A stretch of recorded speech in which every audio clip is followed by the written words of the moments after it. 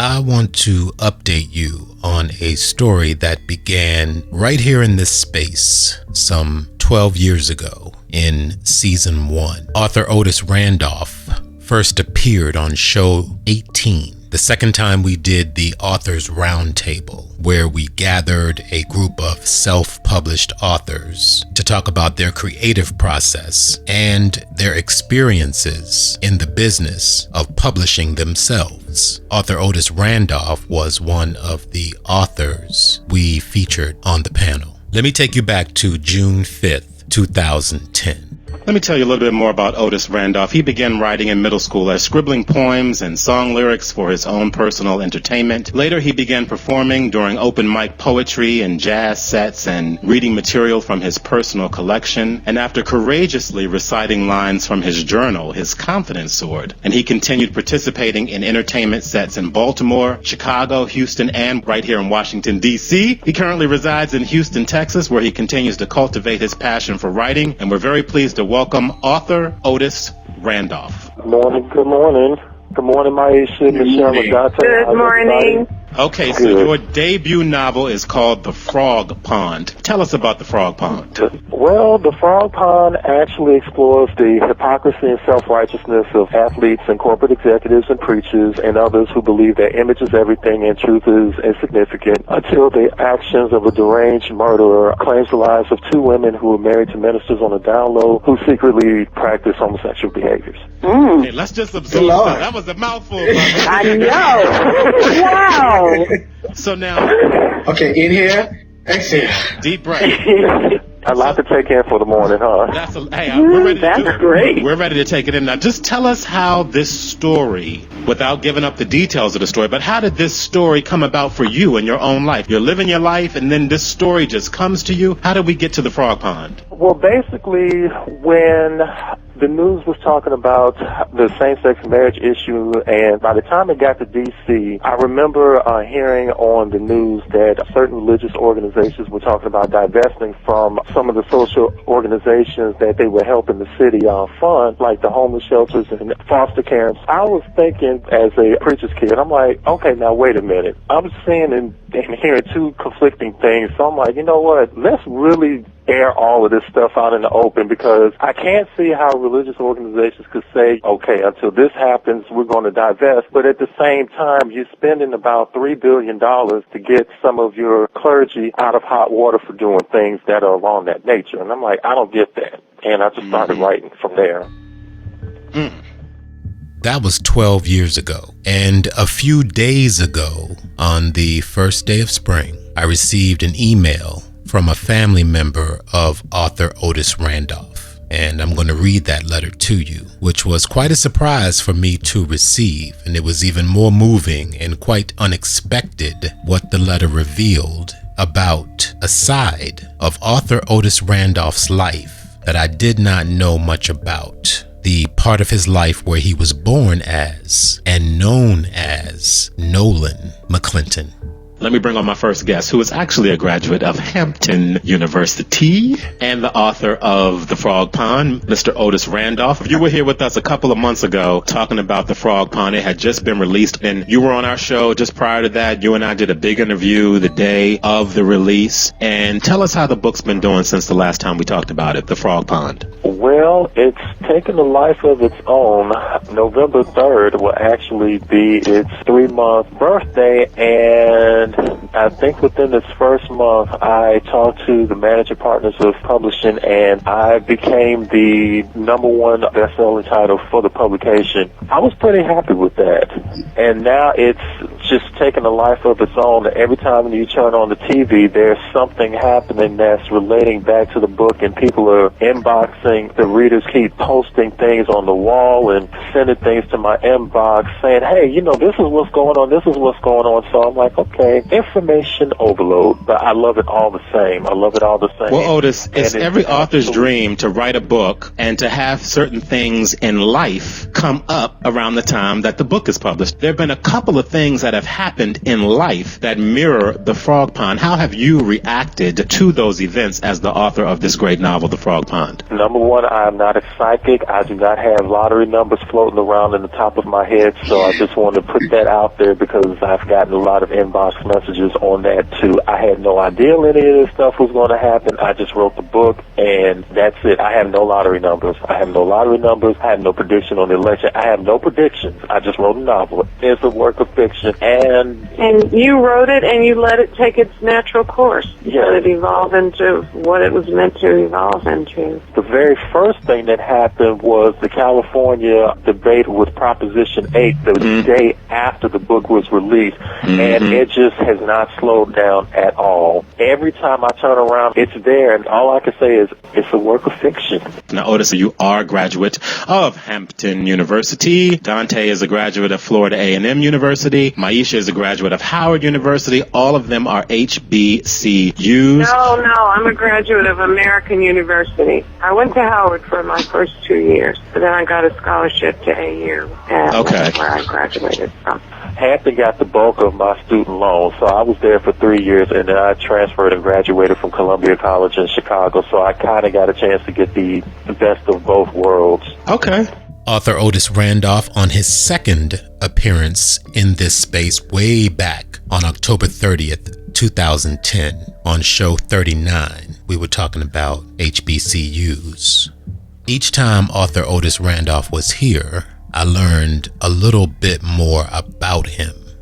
I remember Go-Go. I remember the Go-Go my freshman year in Hampton. That was the first time I heard it. I think I had sweat so much. Exactly. We almost passed out right in front of one of the Langley Air Force Base. Exactly. Wow. Go-Go music. I had no idea. So let me tell everyone that Otis Randolf, author of The Frog Pond, joins us today as well, and that's who you just heard talking there a moment ago. Let me just say that we're talking about for colored boys who have considered suicide when the rainbow was no pot of gold. And let me tell you that I first heard of this topic from Otis. We had an email exchange. What was it, like 2 o'clock in the morning, Otis? I think so, it was. And you had just come back from a discussion and you couldn't sleep because of how moved you were by this topic. So tell me what was going through your mind at 2 o'clock in the morning when we were having this email exchange. How did this discussion affect you? Well, it affected me because it had to have been about 35 to 40 black men of different ages, different religious backgrounds, and from married heterosexual all the way down to single and gay. So, I mean, it was a mixture of everybody and everything, and it all dealt with thoughts of suicide, not necessarily moving towards their action, but there were different thoughts of it, and just the different roads that people were coming from in various points of their life that kind of met almost at the same point, but it was completely different aspects. Because I know for me, with bullying, I was probably about 11 years old, and unfortunately I was moved from Chicago to Houston because as a black child between 10 and 12, that is the prime age where you will either get recruited by a gang or you will be constantly fighting the gangs to maintain your neutron status of not being affiliated with any of them. You were either going to Little Rock, Arkansas, you were going to Mississippi, you were going somewhere south, and I got Houston. And my whole existence, not necessarily at the first school that I went to because I could relate to them. When my mother wanted to make sure that I had a better education in the Fort Bend district, she moved out to Missouri City at the time, which was kind of up and coming.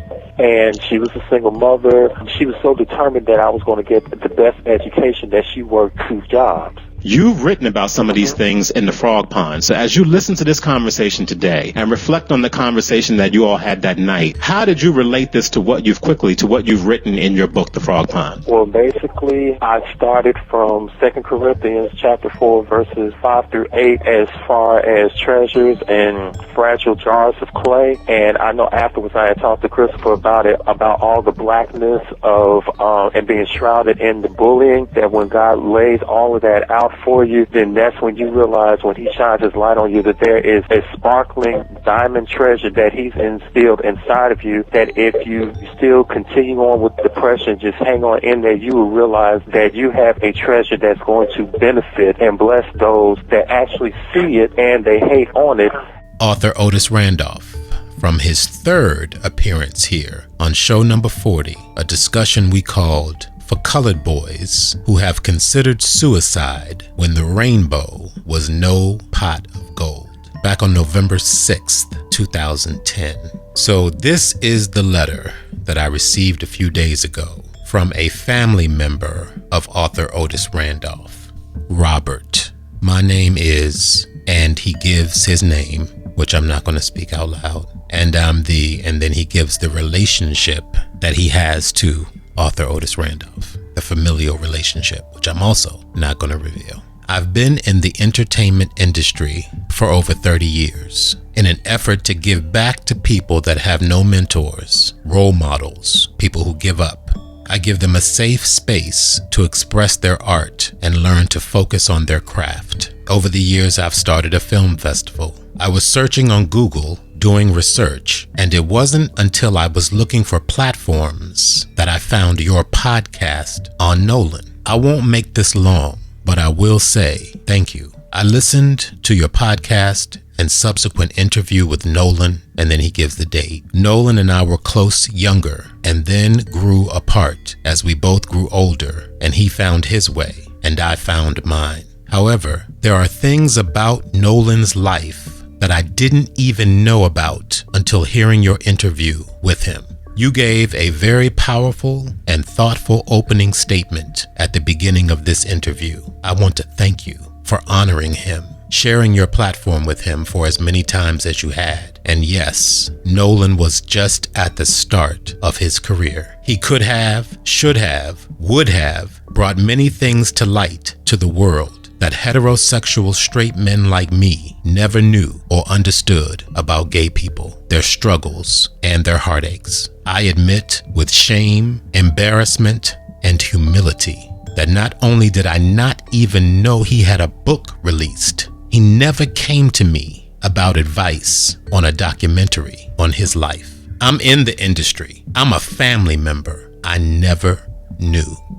The truth is, he never got the love, attention, respect, and admiration he deserved from his family. I want to tell you how grateful I am that he at least got some of this praise from you when he was alive to enjoy it. Thank you for bringing a little attention, pleasure, and obviously much needed openness to his life. I'm very grateful. I miss Nolan too, respectfully, and then he leaves his name. So about a minute before we were starting today, Brother Dante just laid down some very sad news. So I'm a little off my game. I'm a little shook, to be quite honest with you. Brother Dante was sharing with me and with Brenda G, who's also here, that someone who we've had on the program several times in our first year and our second year, he was on the first 2 or 3 years of the program several times. Author Otis Randolph, who wrote a book called The Frog Pond.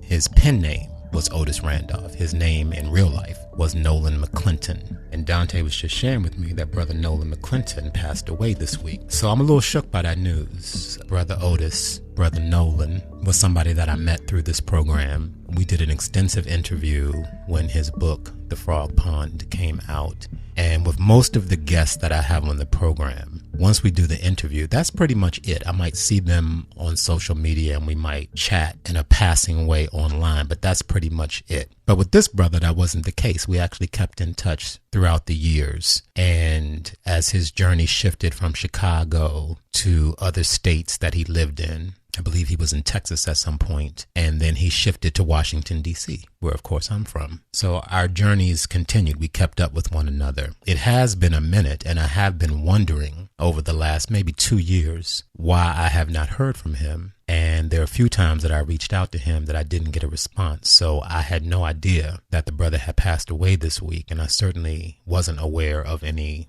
challenges or complications that he was having in his life. So I'm very sorry to hear that news. Very, very sorry to hear that. So rather than to act like I didn't get that news a minute before we started and just carry on, I'm just sharing with you that this is what's going down in my spirit right now after having received that information. And we were just talking about something totally different, and I actually brought his name up to refer to something else, and that's when Dante told me about the brother passing on. So very sorry to hear that. Good brother, talented brother. Thank goodness and thank God that he did his work while he was here, because the book, The Frog Pond, remains. The legacy is solid. He did his work. And so we have that. And it's a really good book. I even went above and beyond what I would normally do because at that time on the program, the first couple of seasons, I was booking a lot of people who were coming on to promote whatever it is that they were doing. We were still trying to figure out what the program was going to be. So I would have people on. Dante, you may remember we had the authors roundtable, and I would have like 4 or 5 authors on at one time to talk about their books and stuff. That was going down a lot on the program. And so he was on a lot of those programs, and, we really grew to respect one another a great deal. So we became close is what I'm trying to say, and kept in touch with one another over the years. It just comes as a blow that the brother is no longer here. You begin to think about, well, maybe I should have called more often, or maybe I should have tried harder. We were supposed to get together a couple of years ago when he first moved to Washington a couple of years ago. And of course, I'm here in Ocean City, about 2 hours away. And I did not go out of my way to make that happen. Of course, now I'm thinking,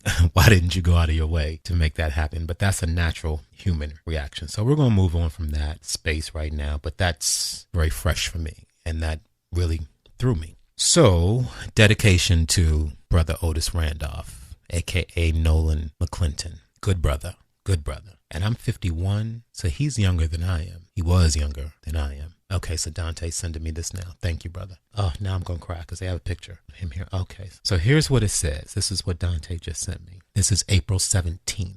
I'm truly at a loss for words. This is a Facebook post. I cannot determine, Dante, who this is from that posted this. Maybe you know. I'm truly at a loss for words. While attending Hampton University, I was fortunate enough to have gained a big brother, someone that always watched my back.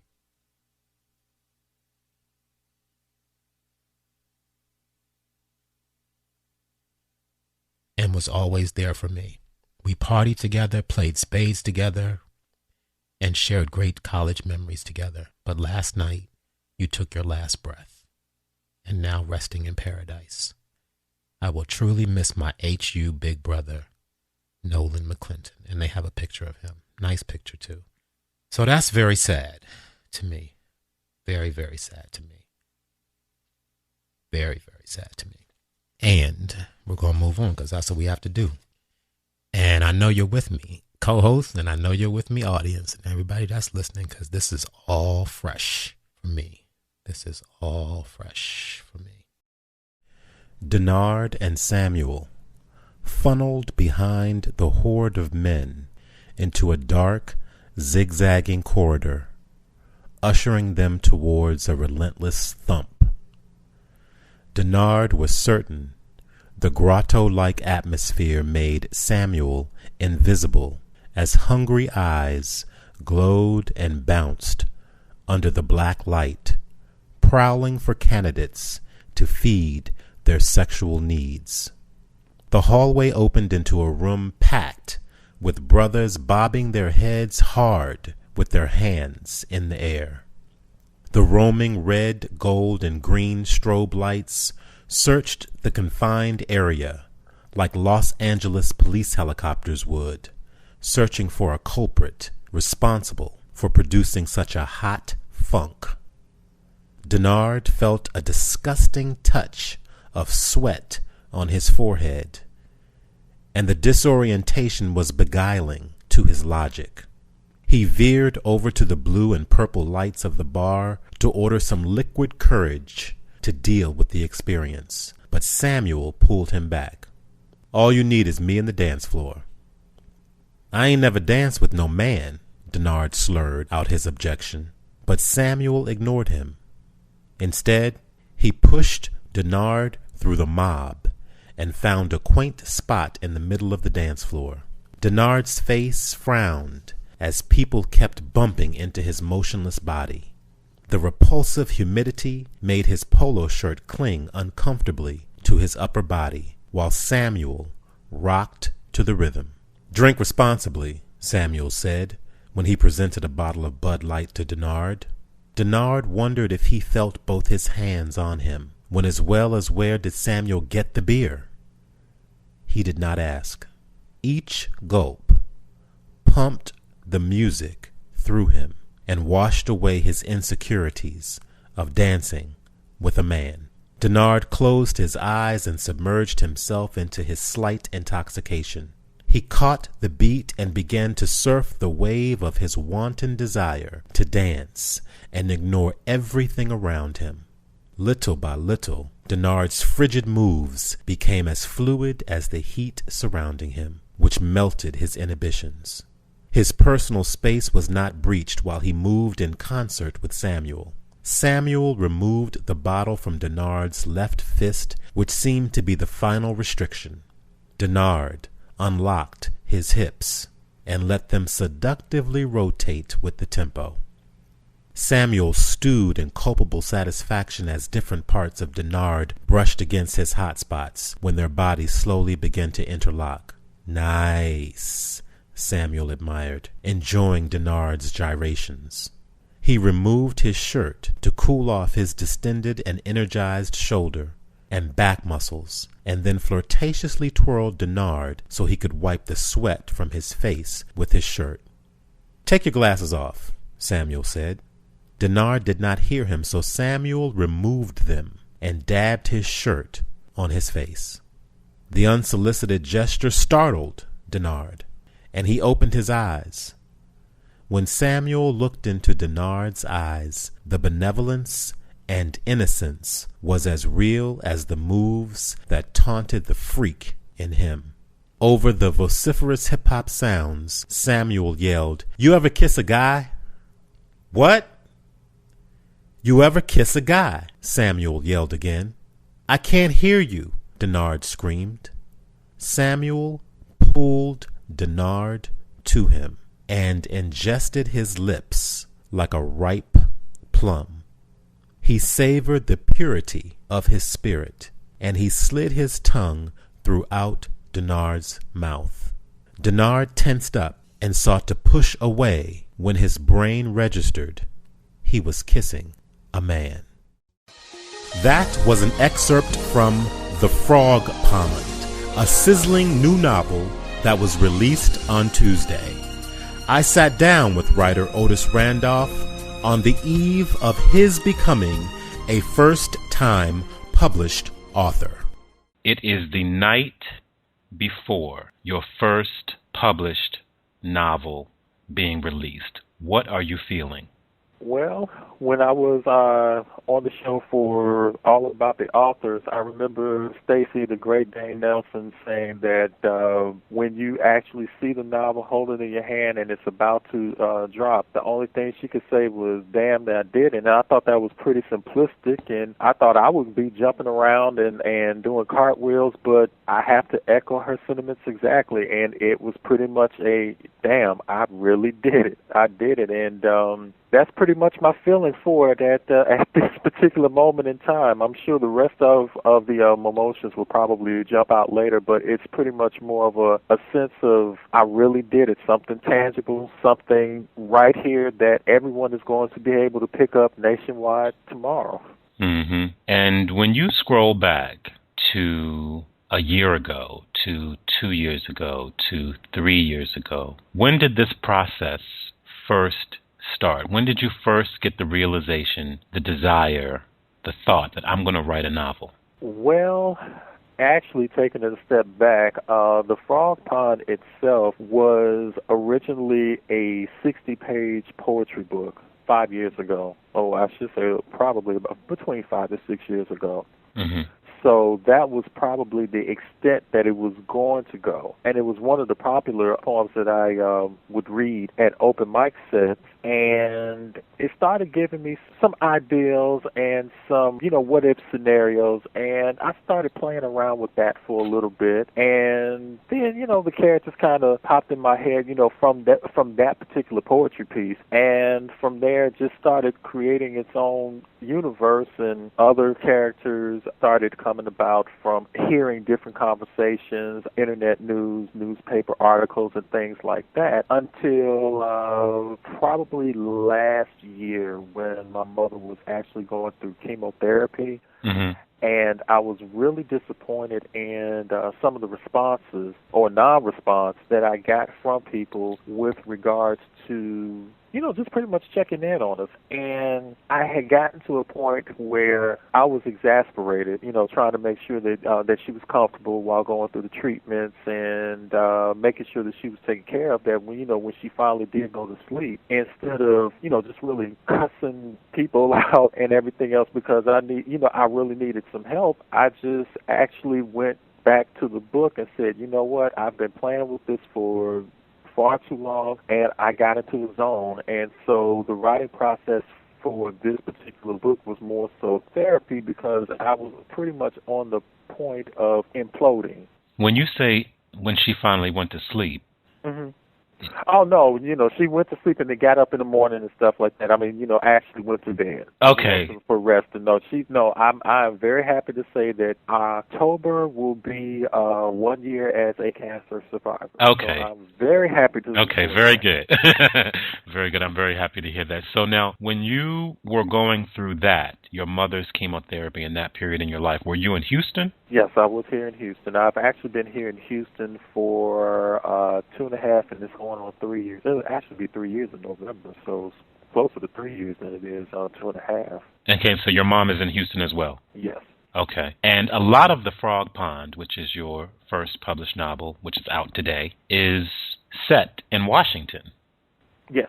So at what point in your journey did you end up in Washington? Because you're not from Washington. I'm a native Washingtonian. You came to Washington at some point in your life to live and to work. At what point in your journey did you actually come to Washington? I got to Washington probably June 2002. I'm originally from Chicago. When I moved to D.C., it was probably more so, I really don't want to say an act of desperation, because that was not the case at all. What it was pretty much a leap of faith. And I had at that point been unemployed for a year, and it was around about the time of 9/11, and everything was pretty much, shaken at that point. And then with the whole Enron case happening as well, I remember Arthur Anderson was the main accounting firm, and their home office was based in Chicago. So when Enron got shook, Arthur Anderson was shaken as well too. And like I was mentioning with 9/11, you have American Airlines and United Airlines that both had hubs in Chicago at the same time. So Chicago was hit with like a double whammy, and needless to say, we've heard about the politics in Chicago with Blagojevich and everything else. But it's those type of events and everything else were circulating around Chicago, so it was very difficult for me to find employment. And so I talked to my mother, and I told her I think that I will probably have a better opportunity in Washington, D.C. And she pretty much said, well, go for it. And at this particular point in time, I think I had waited almost until the 11th hour when I had 2 or maybe 3 unemployment benefit checks that were coming to me. And before, it was just like, no mas, that's it. So what I ended up doing was I cashed those checks, and I gave that to my mother to help with the mortgage payment, because we owned an apartment building at the time. And what I ended up doing was I canceled my car insurance, and I'll never forget, they gave me $145 back. And that was enough for me to get a one-way train ticket to Washington, D.C., and for me to actually carry 6 weeks' worth of clothes and $50 in my pocket. And I said, if I can't make it here in D.C., I would rather be homeless than to actually sink my mother financially. Wow. That is quite a leap of faith, as you said. Yep, and the thing about it was 12 days later, I ended up landing a temporary position at BET Networks, and actually 9 weeks later, they hired me full-time. I'm telling you, God rewards faith.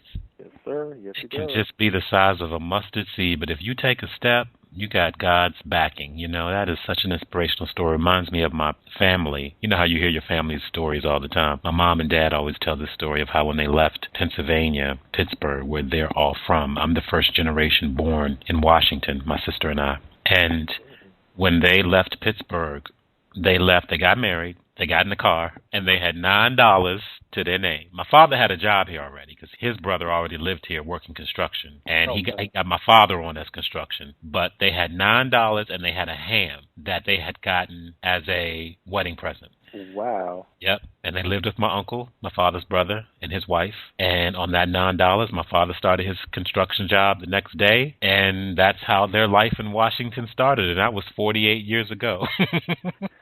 See, the faith the size of a mustard seed, just like you said. Now, much of the Frog Pond, as I said, happens in Washington, which was such a treat for me, being a native Washingtonian, to be able to touch and have firsthand knowledge and experience of some of the reference points and some of the places that you pointed out. When you, and you're going to be asked this question a lot, as you have been in the last few months leading up to the release of the book today, how do you describe the Frog Pond? The Frog Pond, which the tagline is Searching the Murky Waters for a Happy Ever After, it pretty much started off with the whole, I've always been fascinated with the fairy tale of the princess kissing this frog, and it turns into a heroic prince that is supposed to rescue the damsel in distress, fight off the evil dragon, so on and so forth. And, you know, those fairy tales always kind of stuck with me because it's like, you know, why is it that you have to, I guess, and from the way I was looking at it, you know, kiss all of these undesirable things, or, you know, just kind of go through these undesirable circumstances just to be rescued. And so with the Frog Pond, it was more of a metaphoric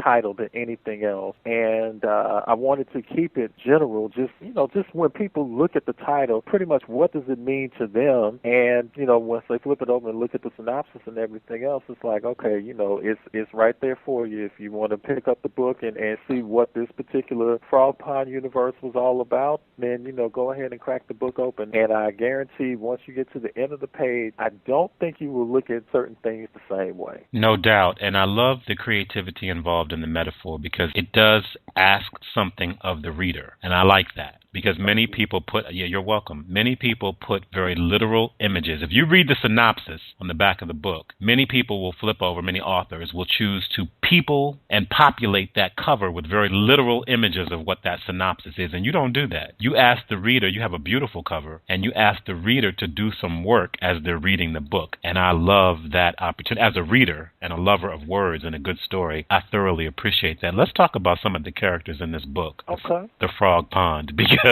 there are some characters.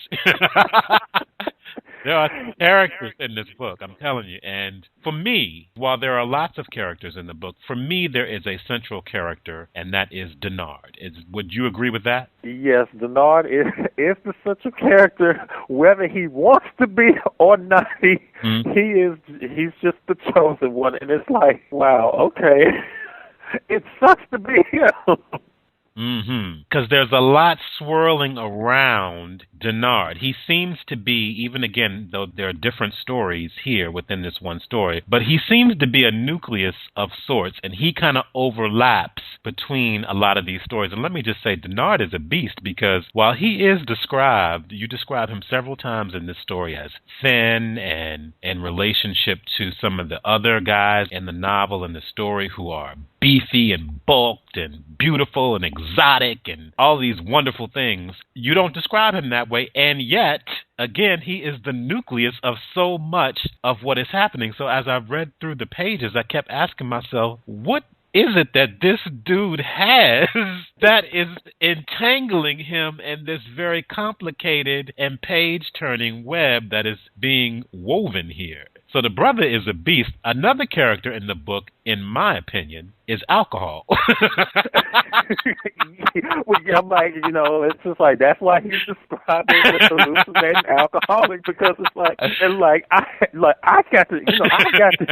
got to find some answers somewhere. Alcohol is clearly a character in this story. And as someone who, anyone who knows me knows that I like my wine, I like my gin and tonics, I love me some vodka, although I've been laying off that of late. As I get older, I find myself drinking less vodka, but I certainly do love it. And as you point out in this book, at Alley Cats, which is like the Cheers of this story, with the bartender Moose. When you find a spot where somebody can mix a drink the way that you like it, a drink that you enjoy mixed the way that you like it, like that's the spot. And so yes, I do have a spot in my neighborhood where Zach, God bless him, can mix a dirty martini like no other. And so when I'm there, I do have the vodka.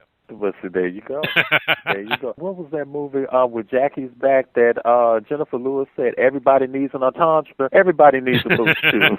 Everybody needs a moose. Yeah, I appreciated the scene with Samuel Slade in Atlanta at the bar in Atlanta. I think that was very well laid out. I compliment you on the way that you have laid out this story, and the way that you have gotten into the mind of each character, and the way that you have peppered the technique that you used in peppering out bits and details of the story as we go along. And that creates quite a page-turning experience. And this particular scene in Atlanta with Samuel Slade, I think, was very pivotal for the main character, Denard. And I love the way that you laid that out. I also want to talk about John, also known as AJ, and the people that you put into the book. This is how you know good writing, because the people that you put into the book are people that I've met. They're people that I've met along my journey. I'm 44 years old, so I've met some people in my journey. And a lot of these brothers are people that I've actually run into. Their characters, I can see their characters in the way that you've laid out these scenes. As you reflect on what you've written, as you reflect on these characters that I've just briefly mentioned, who resonates with you at the period when you were in Washington, if you can think to when you were here in Washington, where a lot of the story takes place? Were there people that you ran into that made their way into this book? I mean, I would be telling a bold-faced story if I said no, but yeah, there were some people that I've come across in D.C. that fit the bill, because I'll be the first one to tell you, I was the happy hour king. I loved a good happy hour, especially if they would have like the double fist specials when you get the people one. I was there. I was definitely going to be there. Just like you, a Tanqueray and tonic, or I really appreciate D.C. now because of the fact not too many people know how to make bone crushers the way that they do at Jasper's. And I have to tell people all the time how to make it, and they always fall short on one ingredient, which is always the champagne or the chambroider, and that really hurts my feelings. So, DC will forever have my heart because of the fact it introduced me to the bone crusher. Yeah, and I don't even know what a bone crusher is, so I'm going to have to go find out, and we'll have to do a follow-up on that. Okay, then. All right. The characters in the book are not just necessarily people from Washington, D.C. They've been people that have crossed my path throughout my life, even as a child. So there are people from Chicago, here in Houston, where I am now. So it's a collage of a lot of different people from a lot of different places. Right, and as you know very well, Washington is a triad area. So there's Washington, D.C., Maryland, and Virginia, with the Potomac River sort of balancing all three sides of that, being in the middle of all three sides of that triangle. So people live in Virginia, people live in Maryland, people live in Washington proper, and all of that is the Washington metropolitan area. Now, interestingly enough, another character in the book is Eric Moore. Now, I know Eric Moore, who lives right here in Washington, and I called him today. I talked to him today, and I said, dude, you have got to get this book that comes out tomorrow. because there's an Eric Moore in this book, and I began to describe some things to him, and his response was, "Do I need to get my lawyers on this?" And I was like, I'm like, I didn't do it. I didn't do it. I did not have any type of megaphones or wiretaps or anything like that. This came straight from the imagination of Otis Randolph. I said, well, read the book and let's talk about it. But I do want to be clear in some specific detail that part of this book explores the life of brothers who are on the down low and professional athletes who are on the down low. Yeah, that's the one I'm a little bit more, I think I'm probably more scared of that than anything else. So, I got to wipe my forehead on that one. Yeah, I'm scared of the feedback on that one because I really wanted to do some thorough research on it to make it different. Mm-hmm. Well, this novel does bring you into a world of athletes who are on the down low. And they've formed a little group called the Lion's Den, where they get together with each other and freak and enjoy each other's maleness. They have sex. And I can tell you this. I have to be careful how I talk about this because this is someone that I know personally. Mm-hmm. And he dated a professional basketball player for about 2 years that I'm aware of. Mm-hmm. And the basketball player would have him follow the bus, the team bus. I mean, literally, he would be behind the bus following them from city to city. He would be in either, in some instances, the same hotel that the team stayed in or in an adjacent hotel nearby somewhere. But this went on for years, 2 years that I'm aware of. And he would tell me that there were certain parties, gatherings, house parties that the athlete would have where he would invite certain people over whom he knew would probably be cool with this or whom he was recruiting to be in this circle. And these freak parties would go on. I mean, they had sex, all dudes. So it does happen. I mean, you've tapped into something that I know exists. And let me say this right now. I'm like, I didn't know. I made it up. I swear to God, I made it up. I made it up. That is my disclaimer. I am sticking to it. So if somebody reads something in there and it's just like, wait a minute, I was not there. No, I didn't know. I made it up. So, of course, there is a character in this novel, in the story that you've written, that is married, that creeps with a man, and they're dealing with that. And there are athletes who creep, and by creep I mean who are on the down low, and they're dealing with all of that. At the same time, a few of these athletes are still seeing women, still fostering relationships with women. So there's this duality that exists in this world that you take us into, and everybody is dealing with the repercussions of this. There's also a storyline where there are ministers who are also creeping and who have used the religious institution as a place to creep and as a tool for recruitment to creep. So I'm wondering about your inclusion of that, particularly the religious institutions. How did that come to be part of this story? Well, by you living in D.C., I'm pretty sure you can appreciate the internet articles that were going on with a certain religious organization that wanted to divest from the city if a certain ban was passed. Mm-hmm. And once I saw that, me being a preacher's kid, I was just like, seriously? And I started researching the different threads, and I said, no, I can't. I cannot pass this up because this is absolutely crazy. How's this organization going to do one thing, but at the same time kind of get on the media's case as far as the out-of-court cases that they settled because of sexual abuse and everything else, almost to the excess of, I want to say, $3 billion. You want to divest from the city from people who actually benefit from this program and have nothing to do with the struggle. Mm-hmm. And it's supposed to be a moral issue. Really? Okay. If that lets you sleep better at night, you go right ahead. And, once I kind of did the research on it, that particular part, coupled with some of my own personal experiences, that does not compare with this book. Some of the things in there did not happen to me as a preacher's kid or, affiliated with the church or anything like that. But some of the things that I observed as a preacher's kid. Mm-hmm. We're at a point now where it's like enough is enough. The whole pie in the sky, heaven lasts always. I completely understand that, but in the world that we're in today, there's a lot of hurting people. A lot. You need to, you need to address it head on for what it is, because some of these people who you think are abominations and combinations and everything else, you haven't seen anything if you haven't started to at least try to minister to some of these people to at least get them back on the right track to believing and thinking that life is still worth it. What you bring out, well, two things. One, you came to Washington in 2001. I'm going to take you back briefly to the mid-'80s because I wrote down the name of someone. I'm not going to call his name out during this conversation, but when I was reading through the storyline of the preachers, it took me back to the mid-'80s of a preacher here in Washington who was involved in, I guess you would call it a quote-unquote scandal. Mm-hmm.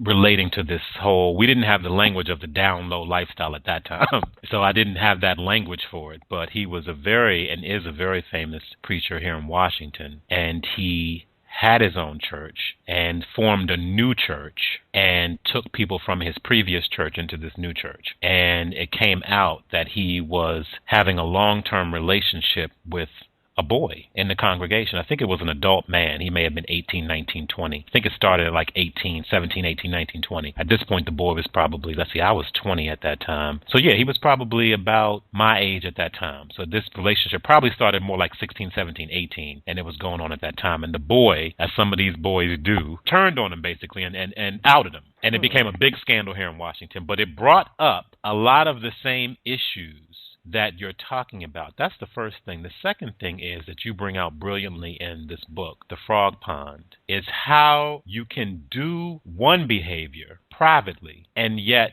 do another behavior publicly. But even more importantly than that, which was quite brilliantly written by you, I would say, that the abuse, I want to be very specific because I've been kind of general, the abuse that a lot of homosexual men encounter at the hands of other homosexual men who are creeping is something that you explore in this book. And the brothers who are being abused take that abuse for a variety of reasons.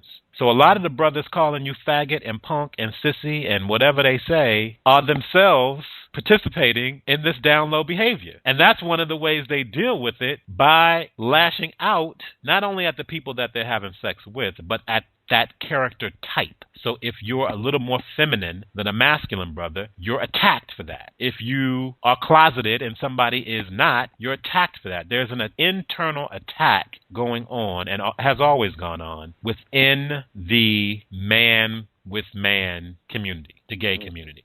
And you bring that out. That's touched upon as a narrative in this book. Well, in your book, The Frog Pond, you weave these narratives through the story. For many people, sexuality is very clear and simple. And for other people, it is very complex and complicated, and that's what you're talking about. One of your characters, Eric Moore, his father is a preacher.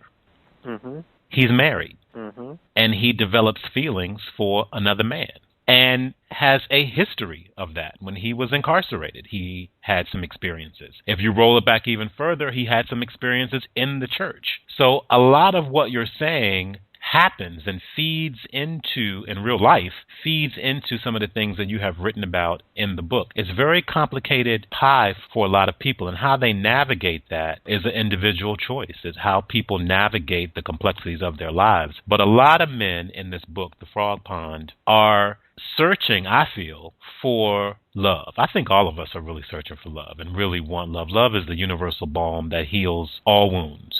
And at the end of the day, I think everyone wants and needs to be loved. And to love. Not only to be loved, but to love. Exactly. And men tend to look for sex when what they really are searching for is love and intimacy. Now, here's the thing about that, because there are some people listening who will go, oh, my God. Oh, Lord, have mercy, not that. But what you bring out, and this is the whole thing that really turned a lot of people's heads around years ago when this whole down low phenomenon started coming to surface through the books of Elin Harris, is that Samuel is a big, strappy, strong, attractive man. Nothing like you would think a gay guy, a quote-unquote gay guy, to be. not soft, not effeminate, not girly. This brother has more swagger than most. Exactly. And so that's somebody, first of all, Denard had never even thought about kissing a man that we know of up until this point. But to have somebody like that pull up on you was extremely shocking to him. Exactly. And it's extremely shocking for a lot of people whenever they realize and have realized. I don't think it's a big surprise now. I do think in 2010, in general, people get that there are guys like that who are having sex with each other. That they're strappy, big, manly dudes who like men. I think people get that now, don't you think? I do believe they get that, and I think we're probably moving, in my opinion, to a choice where it's more so of, if you tell me so, I can make the choice for myself if I still want to deal with you or not. Mm-hmm. And I think that's where we are with that. Mm-hmm. I want to share this with you because I think that it makes the point. Again, I have to be careful how I talk about it because this involves people that I know and really love and care about. But I have a friend who is in a relationship with a married man. And the guy has 2 children. And this dude left his family on a Thanksgiving in one city saying he was going out to do something and drove to a neighboring city to see my friend, to have some intimacy, and then drove back on Thanksgiving now to his family. And so this happens. This kind of stuff is happening. Now, here's the kicker with this. My friend is HIV positive. And in the 2 years that he's been seeing this married man, he has not shared with that man that he is HIV positive and they are having sex. And I'm bringing that up not to share that. I'm bringing that up to point to the central issue of what this down low phenomenon does to people. It can ruin people's lives. It is the reason why black women have AIDS in the numbers that they have to this day, because their men are going out. I'm going to be very graphic here, so listeners, cover your ears now if you don't want to hear this. I was about to say, I think this is grown folk radio, so I think we'll be all right. Okay, so their men are going out and being penetrated by men and then going home. So they're being deposited into by men, and then they're going home and depositing that into their women. They're penetrating their wives' girlfriends. So you see where that line is going. That's how that infection, in many cases, is happening. And this guy who has these 2 children and a wife, they're at risk. Yeah, they are. Because my friend will not be honest with the guy and give him a choice. You said choice a few minutes ago. It's about choice. Tell the brother, and if he still wants to deal with you, then he can. But my friend is fearful of rejection, as anybody would be, that he won't be desired anymore. And you very well may not be if the brother finds out that that's what's going on inside your body. So this is the complexity. This is under the category of complex and complicated, not the clear and simple sexuality that a lot of people enjoy. They know where they stand. It's no issue. They go on with their lives. But there are a lot of people, and a lot of them are in this book, The Frog Pond. Yeah, I was about to say. Yeah, a lot of them are in this book. It's a cast in there, all right. Cast of characters in this book who fit under this category of complex and complicated with regard to their sexuality. So I bring that story up to animate in a real life scenario what you so eloquently and brilliantly write about in The Frog Pond. These complex relationships are happening every day, and people's lives are at stake. The self-esteem of the gay guy, if you will, like the Evans of the world, the Evan in your book, the Evan Phillips in your book, the self-esteem of those guys is at stake, because they're the guys who are always lurking in the shadows, wanting a day, an hour, a week, a minute with the guy who's in a committed relationship with a woman. Yeah. So their self-esteem is at stake. And then the guy who knows in his heart, like these athletes in your story know in their heart what they're doing. They know what goes on at the Lion's Den, as you write about. They know what they're doing. They know they're 3 or 4 brothers just freaking it up all night long with each other. And yet they get up, they play their sports, they have the groupies, they have the women as well, but they know in their hearts what they're doing. So that is a complex life too. Because I think I lightly touch upon it as well too. You complicate that with some of the party favors as well too, with which is pretty much recreational drug use and everything else. If you use that in a wrong setting, in the wrong situation, that is just as deadly as penetration itself. No doubt. And I think a lot of people forget that. I breezed over it, but I just remember I was actually dating this young lady and everything else, and we talked about, family drama and stuff like that, and she told me about, and Uncle, when you were talking about the story of your friend, it reminded me of the story that she shared with me on the fact that her uncle passed away from a complication of AIDS, and the thing about it was he was never slept with a man a day in his life, at least that we know, that she knew of. Mm-hmm. But the thing about it was he had, for lack of better words, he had a harem, but they all used drugs. Mm-hmm. Right. And I agree with you. My search is for understanding. That's what I love. That's why I love what I do, because I get to talk to people and try to understand. I love my friend that I told you about. And we talk about this all the time, because I want to understand why you will be in a relationship with someone and not share that level of honesty with them. This is a critical point. I want to understand what's going on with you that you're making that choice, and I get it. That's brought out in your book, The Frog Pond. The needs for so many people are so great, the emotional needs. Denard has a lot of needs. To be honest with you, as I read through this book, I'm trying to figure out what it is in this man that all these people are so enamored with, because sometimes he seems like an asshole. The way that he treats his mother, the way that he treats the therapist, the way that he treats people. It's like, what is it about this man that is so great? I'm asking myself. But you get a chance through all the details that you unpack so well to try to get into his head to understand where he is. Evan Phillips, someone who clearly has some self-esteem issues. You try to understand, not judging them, but trying to understand why is it that you will let yourself be taken through some of these experiences that you're letting yourself be taken through with some of these athletes. If you dig deep enough, if you talk to anyone long enough about the things that go on in their life, usually, and you ask the right questions and listen more than you ask, you can find out kind of the root of why people allow certain things in their life. Yeah.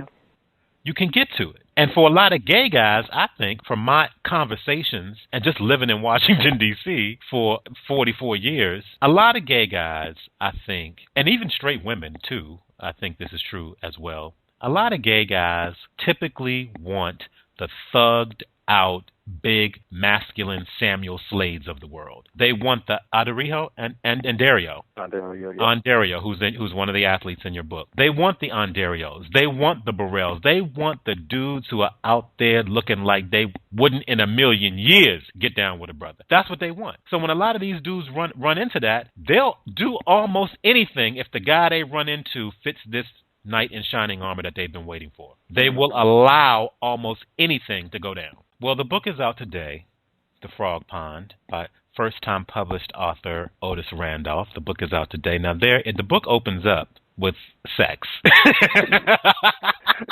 it did. It's just like, let's go ahead and get this out the way. It opens up with sex. So when you're writing about sex, like, just take me back to one of the sex scenes that you wrote, because there are quite a few of them in the book. But this opening sex scene, when you're writing about sex, what are you thinking about when you're writing about sex in that way? As far as the writing is, when it got down to the sex and the freaking and stuff like that, it had nothing to do with my experience, to be quite honest with you, because when it came to actually inserting those parts in there, I had developed a thorough understanding of all of the characters in the book. So when it was time for them to get intimate, that is basically the character's makeup. I have nothing to do with that. Mm-hmm. That is pretty much the character's makeup, from the way that I profiled them on how they think and feel and stuff like that. It was more so of, this is what they would do. This is how they will handle it. Because of whatever it is that's going on in their life and everything, this is how they want to be treated, and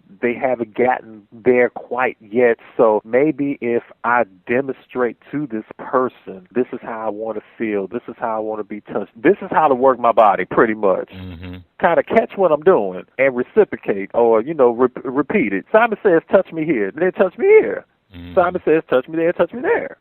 From my thorough understanding of the characters, that was pretty much calculated writing on how I imagined them to be. Well, let me say this, because, and this may be very controversial, as I read the book, particularly Eric Moore's story, I can clearly see what's at stake.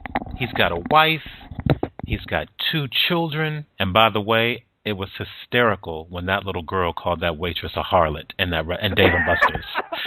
That was hysterical. I laughed out loud. I had to go get some water. I mean, that was funny as I don't know what. It was hysterical. I loved it. But this guy has a family, so you can clearly see what's at stake for him. Mm-hmm. And the complexity of what he's dealing with. And even the wife, Renee, she sees it. Mm-hmm. She sees it. She feels it. She's looking at her man and knowing that he's longing for someone else to comfort and console him. A man. Now, that's deep for a sister to come to that realization. Mm-hmm. That is a deep thing. And in the gay relationships, it's harder to see what is at stake beyond your own desire to love and be loved. And I'm not belittling that at all, because that is important stakes. Mm-hmm. It's less easy to see with the naked eye what's at stake here for Ondario, his career. And that's a tangible thing. You know, I get that. It's a different stakes. It's a different stakes than when there are two daughters and a wife looking at you going, what's up? You know, you've ruined this family. So it's clear to see when there are children involved. I think what I'm trying to say, and I'm not saying it very well, is that in the gay relationships in the book, The Frog Pond, you have to think and feel outside of a traditional setup. What's at stake for these guys if they don't have one another? I think there's something at stake for JC not having Burrell. Yeah. You know? Yeah. That's not so easy to see because they don't have children together. They don't share a home together. You know, there's different things you have to think. It causes you as a reader to think, okay, well, what really... It's easy for you to connect, which is why I shared that story about the brother who's dating the married man, that this man has his family at stake. But what does my friend have at stake, is what I'm trying to say. And I think that's where this book does shed some light, because if you look at some of the things that are going on in Denard's life, you can clearly see the things that have been sacrificed along this path. Mm-hmm. And with Denard, it's like it's been sacrifices on all fronts. Mm-hmm. And I think that's, with him in particular, that's why I really wrote him the way that I did, as far as, I think I used unassuming. Mm-hmm. Because of the fact, amidst of all of these Greek gods, African, mandingos and warriors and all this other stuff, you have probably the strongest person in this most unassuming package. Well, you not only say unassuming, I mean, Burrell puts the brother down. Burrell says to Ondario, man, I got all these dimes lined up for us. Why you dealing with this punk ass, whatever. I mean, you put Denard down from Burrell, and a couple of, in terms of speaking to his physicality, you make it clear like he's not the one your eye would necessarily go to first. That's why I'm saying to myself as I'm reading this brother is a beast. Like, what is it that this dude has that is making him the nucleus of all of this web of people? Because you do quite clearly say that he's not the one. Evan would be the one that a lot of people would say, okay, I want that. You know what I mean? Because he's exotic, he's beautiful, his body is sculpted like a Greek god. I mean, all the things that women and the gay guys want. Mm-hmm.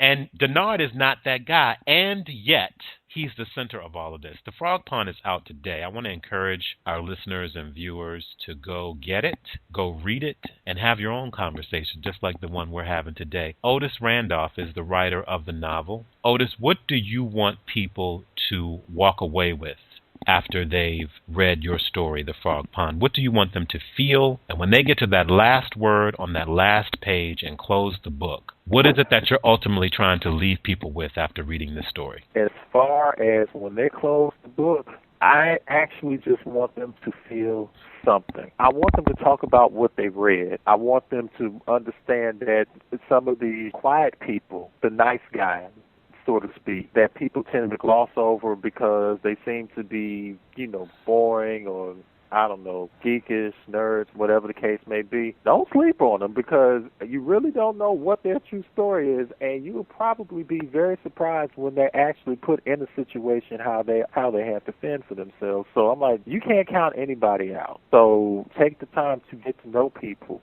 as well, too. Take the time to understand and respect where they are, even if you may find it repulsive. I mean, that it's repulsive because of the different experiences that you've gone through. It's a brand new story that's about to unfold. This story, The Frog Pond, reminds me of the age-old human struggle of what's good to you and what's good for you. And some people want both. They want what's good to them and what's good for them instead of making a choice. That choice is very hard for a lot of people to make. Well, and the thing about it is what's good to you and what's good for you could actually be packaged all in the same person. Amen, if brother. you actually take the time Amen. to find it. That's if right. you take the time to cultivate it and learn and get to know it. That's right. It's just we're actually in a stage where everything is a download, 30 seconds, DSL, wireless and everything else. There's no I'm surprised people still know what the word recording is. Right. They don't. A lot of people don't.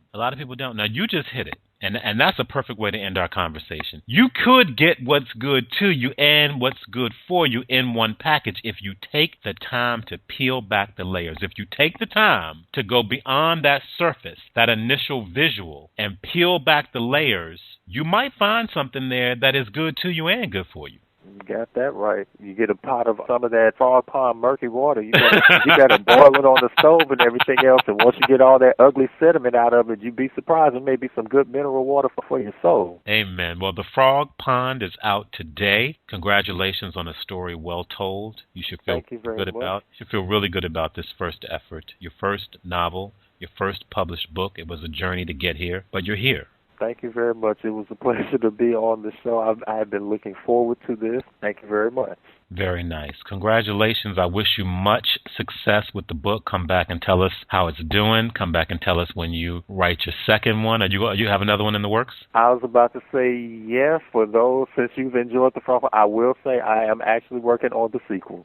Okay, so you're going to continue these stories. Yeah. I can't leave it like that. Once it was done, I was like, those characters put me through. I had to take a 4-month break from them. I'm like, I can't deal with y'all today. I can see it. I can see it as a film. I can see it as a television movie. I can see it as a big screen movie. So we'll just put that out in the universe and see what happens. We'll let God fill in the details of that. Otis Randolph, I appreciate you. Thank you for sharing your time with me today. Thank you for talking about the book. Thank you for talking about your life and for being so open and sharing from your soul with me. I appreciate the conversation. I appreciate you. And I appreciate the time and opportunity that you are given to talk to me about, just me as a person and the book as well, too. And so I thank you.